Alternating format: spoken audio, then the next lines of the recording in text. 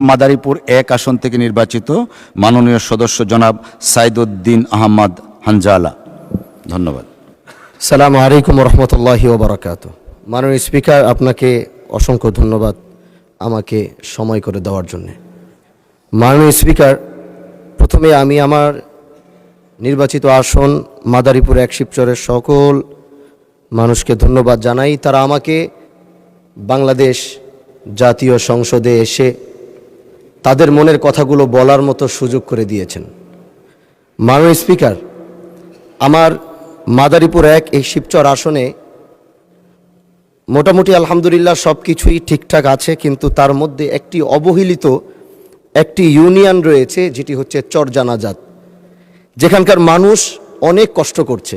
সেখানে শিক্ষা ব্যবস্থা, চলাচল সব কিছু নিয়ে মানুষ কষ্টে দিন পার করছে।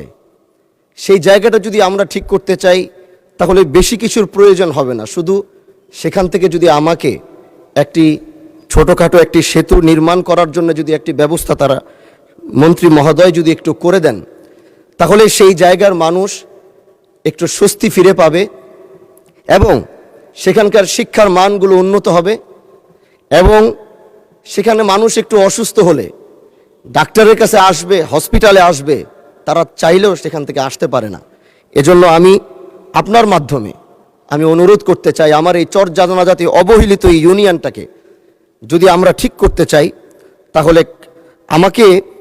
আমাদেরকে চরজানাজাত ইউনিয়নের এই সংযোগ সেতুটি নির্মাণ করার জন্যে যদি মন্ত্রী মহোদয় যদি একটু সদূর দৃষ্টি দিতেন, তাহলে আমাদের এই ইউনিয়নটিকে আমরা বাঁচাতে পারতাম। ধন্যবাদ।